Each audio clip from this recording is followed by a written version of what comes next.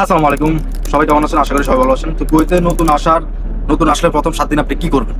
অনেকে আসলে এই বিষয় নিয়ে খুবই চিন্তা ভাবনা থাকেন যে আমি যে ওইখানে যাব, মানে নতুন একটা দেশে যাব, কোনো কিছু জানি না, শুনি না, কোনো আইডিয়া নেই, এক্সপিরিয়েন্স নেই, আইন কানুন বিভিন্ন সবকিছু নিয়ে আসলে চিন্তিত থাকে। তো কিভাবে কি করবেন, মানে একটু বিষয় যদি আপনাকে কেউ হয়তো গাইড করতো বা আপনাকে যদি কোনো কিছু কথাবার্তা বলে দিত, মানে যে সম্পর্কে কোনো বিষয় একটু আশ্বস্ত করতে হয়তো আপনার কাছে খুব ভালো ভালো লাগতো আর কি। তো সেই বিষয়টি নিয়ে আসলে কথা বলতে চাচ্ছি আজকে। তো ভিডিওটা শুরু থেকে শেষ পর্যন্ত দেখবেন। অবশ্যই আমাদের চ্যানেলে যারা নতুন আসছেন অবশ্যই চ্যানেলটা সাবস্ক্রাইব করে দেবেন, পাশে থেকে বেল আইকনটা অন করে দেবেন। তো চলুন শুরু করা যাক। তো ফার্স্ট অফ অল ভিউয়ার্স, আপনি যখন কুয়েত মানে যে কোনো দেশে আপনি আসবেন, কুয়েত বলেন, কাতার বলেন, সৌদি বলেন, যে দেশে মিডল ইস্টে যে দেশে আপনি আসেন, ঠিক আছে, তো ওই দেশ সম্পর্কে অবশ্যই আপনার কিছু হলো নলেজ রেখে আপনি আসতে হবে। একটু যাচাই বাছাই করে আসবেন। বর্তমান যুক্ত ডিজিটাল সবকিছু হাতের মুঠোয় আপনি পাইতেছেন, ঠিক আছে। তো অবশ্যই আপনি যখন আসবেন, আপনার কাছে আপনার ভাই বলেন বা আপনার যে কোনো আত্মীয় স্বজন রিলেটিভ, আপনার বন্ধু বান্ধব যেই বলেন, এই দেশের লোকাল কি নাম্বার আপনি আপনার মানি ব্যাগে বা কোনো একটা কাগজে লিখে আপনি রেখে দেবেন, ঠিক আছে।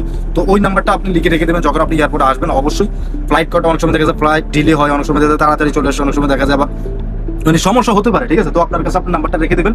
তো আপনার ভাই এখানে এয়ারপোর্টে অনেক বাংলাদেশি ভাই আসে, আপনার সাথে হয়তো অনেক আসবে। তো আপনি দেখা যায় অনেক পুরাতন ভাই বাদের আছে, তো তাদের কাছ থেকে মোবাইলটা নিবেন, বলে ভাই আমি একটু নাম্বার ফোন দিব আমার ভাইকে বা আমার কি জানি বলে আমার বন্ধুকে আসার জন্য বলার জন্য। তো অবশ্যই দিবি। তো আপনার নাম্বারটা আপনি অবশ্যই যখন আপনার কাছে লিখে থাকবে আপনি ওখান থেকে টাইপ করে মানে ফোন দিতে পারবেন, ঠিক আছে। এই হলো একটা।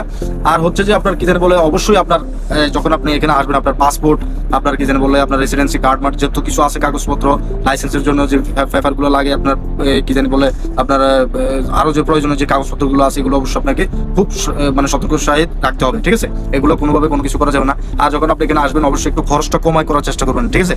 কারণ খরচ আপনি এখন মনে করেন না কখন আপনার কাজ দিবে, কখন আপনার সবকিছু কমপ্লিট হবে, আপনার আকামা করতে হবে, আপনার লাইসেন্স যদি ড্রাইভার হন লাইসেন্স করতে হবে, সবকিছু কমপ্লিট করার পরেই হচ্ছে আপনার কাজ হবে। কাজ যখন হবে, তো আপনি যদি কোম্পানির আন্ডারে আসেন, কাজ যখন হবে, কাজ করার পর আপনাকে কোম্পানি বেতন দেবে, তখন যে আপনার কি জানি বলে চলার মতো একটি হবে। এর আগে তো আপনি সব মানে মিনিমাম অন্তত যখন আপনি আসবেন 2 থেকে 3 মাস সময় লাগে এই সবকিছু কমপ্লিট হতে, ঠিক আছে। তো এই মনে করেন এর ভিতরে আপনি কি করবেন, আপনার অবশ্যই শরীর দিকে খেয়াল রাখতে হবে। কারণ আপনি যদি শরীর ঠিকঠাক না রাখেন, তাহলে আপনি যদি ঠিক না থাকেন, তাহলে আপনি টাকা দিয়ে কি করবেন, আপনার ফ্যামিলি কি হবে, ঠিক আছে। তো আপনাকে দিকে অবশ্যই আপনার খেয়াল রাখতে হবে।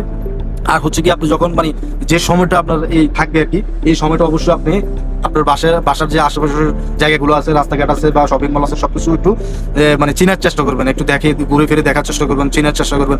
তো আপনাকে পুলিশের কোনো ভয় নাই আপনার কাছে। আপনার কি জানি বলে যে ভিসার ফটোকপি থাকবে, ওটা অবশ্যই ফটো রাখবেন, ওটা দেখালে সমস্যা নাই, ঠিক আছে। অত প্রবলেম নাই, কুয়েতে অন্তত এইসব প্রবলেম নাই। আপনি লিগ্যালিটি দেখাবেন, আপনি অমুক তারিখে আসছেন, অমুক তারিখে আপনার আবার কি জানি বলে ভিসা রেসিডেন্সি করবে, একামা করে দিবে কোম্পানি, সবকিছু ওইখানে থাকবে, সে বুঝবে। আপনার ভিসা দেখলে বুঝবে, ভয় পাওয়ার কিছু নেই, ঠিক আছে।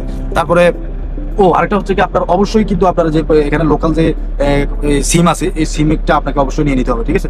আর আপনি চেষ্টা করবেন যদি আপনার ওই ধরনের ক্যাপাবিলিটি থাকে, ওই ধরনের থাকে, অবশ্যই এই দেশের একটা লোকাল ব্যাংক অ্যাকাউন্ট খুলে নেওয়ার চেষ্টা করবেন। কারণ বর্তমানে আপনার মনে করেন না সবকিছু অনলাইন ডিজিটাইজ, ঠিক আছে। ডিজিটাইজড আপনার যে কোনো কাজ করতে যাবেন, সবকিছু যে কোনো কিছু কেনাকাটা করতে যাবেন, মানে যাই করতে যাবেন, আপনার ক্যাশের থেকে কেনের বেশি চলে, ঠিক আছে। মানে ডেবিট কার্ড, ক্রেডিট কার্ড যেটাই বলেন, এগুলোর মাধ্যমে লেনদেন চলে। তো আপনি যদি পারেন অবশ্যই একটা লোকাল ব্যাংক অ্যাকাউন্ট খুলে নেওয়ার চেষ্টা করবেন, ঠিক আছে। তাহলে আপনার অনেক ক্ষেত্রেই অনেক কাজেই আপনি মনে করেন বিভিন্ন যে সরকারি কাজে আপনি মনে করেন আপনার স্ট্যাম্প, তারপর লাইসেন্সের ফি, তারপর আরো বিভিন্ন যে ইয়েগুলো আছে, এগুলো সবগুলোই কিন্তু তারা অনলাইনের মাধ্যমে নিয়ে থাকে। তো আপনার কাছে যদি এই কার্ডটা থাকে, আপনি ইজিলি করতে পারেন। তারপর আরো অনেক কাজে লাগে আপনার রিসার্চ করা, বিভিন্ন জায়গায় অনেক কিছু মনে করেন অনেক কাজে লাগে। যারা এখানে লোকাল আছেন, মানে পুরাতন ভাইবাদের আছেন, তারা আসলে বলতে পারেন ওই ব্যাপারে যে ক্যাম্প মানে কিরকম প্রয়োজন হতে পারে একটা ব্যাংক কার্ড, ঠিক আছে। তো এই আর কি। তো এইসব বিষয় আপনি মনে করেন আমি যতটুকু পারছি বুঝিয়ে বলার চেষ্টা করছি। তো এইসব বিষয় যদি আপনি মনে করেন একটু খেয়াল রাখেন, একটু চিন্তা ভাবনা করে চলেন, তো আপনি অবশ্যই মনে করেন না সমস্যা পড়বেন না, আশা করি। একদম খুব ইজিলি আপনি আপনার প্রবাস জীবন শুরু করতে পারবেন, কোনো দ্বিধাদ্বন্দ্ব ছাড়াই। তো আমি মনে করি যদি আমার ভিডিওটা ফুল দেখেন, তাহলে অবশ্যই আপনার কনফিউজ দূর হয়ে যাবে, ভয় ভীতি আপনি চলে যাবে, ঠিক আছে। তো আজকে মানে এই ইনফরমেশনটা দেওয়া আমার এই ভিডিওতে।